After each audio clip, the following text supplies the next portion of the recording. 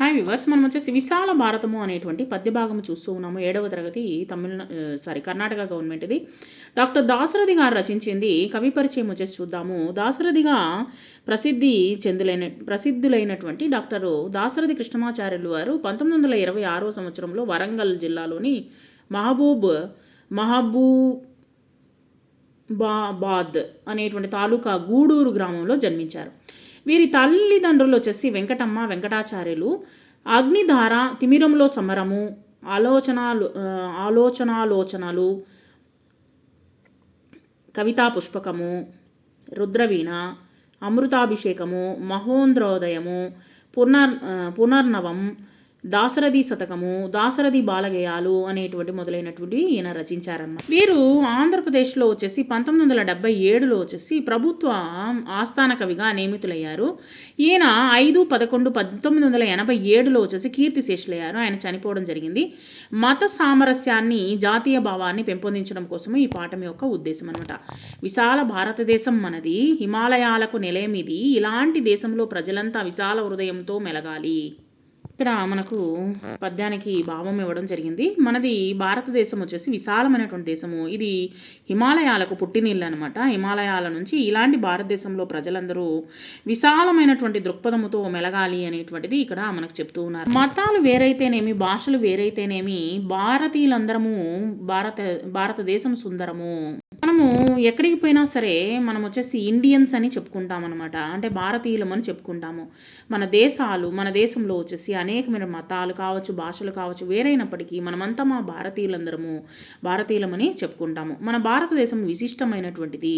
అటువంటి భారతదేశంలో ద్వేషం, రోషం తొలగాలి, ప్రేమ, స్నేహం వెలగాలి. బుద్ధ గాంధీల బోధనలే తొలగించును మన వేదనలే. మనం ఏం చేస్తున్నాము? ఎదుటివారిపైన కోపము, ద్వేషము విడనాడి ప్రేమ, స్నేహ భావనలతో జీవించాలి.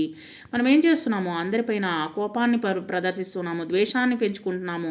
సో ఇవన్నీ మానివేసి ప్రేమ, స్నేహ భావనలతో జీవించాలి అనేటువంటిది మనకు చెప్తున్నారు. బుద్ధుని, గాంధీ బోధనలు మనకు శాంతిని చేకూరుస్తాయి.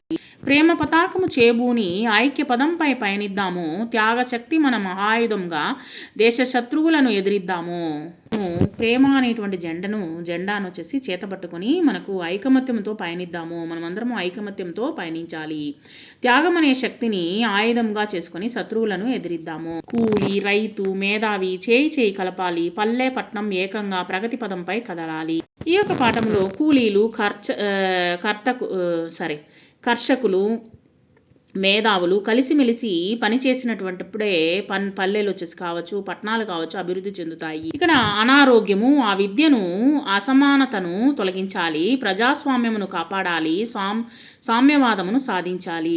ఇక్కడ మనమంతా కలిసి అనారోగ్యము, అవిద్య, అసమానతలను తొలగించడానికి పాటుపడాలి. అంటే ఇది స్వతంత్రం రాకముందు వచ్చినటువంటి గేమ్ అనమాట. సో ప్రజాస్వామ్యము, సామ్యవాదము సాధించుకోవాలి అనేటువంటిది ఇక్కడ మనకు ఇవ్వడం జరిగింది. కొత్త పదాలు వచ్చేసి ప్రసిద్ధులు, సత్కరించు, నిలయము, ప్రగతి పదము, మేధావి, కీర్తిశేషులు, వేదన, పతాకము. వీటికి అర్థాలు తెలుసుకుందాము. ప్రసిద్ధులు బాగా పేరు మోసినటువంటి వారు. సత్కరించు అంటే గౌరవించు లేదా సన్మానించు.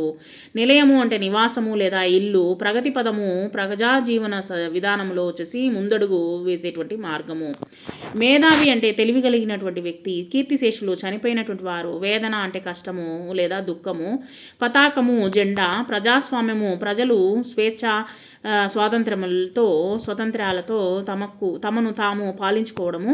సామ్యవాదము ధనిక పేద తారతమ్యం లేకుండా అందరూ సమానమని చెప్పేటువంటి సిద్ధాంతాన్ని వచ్చేసి సామ్యవాదము అంటారు.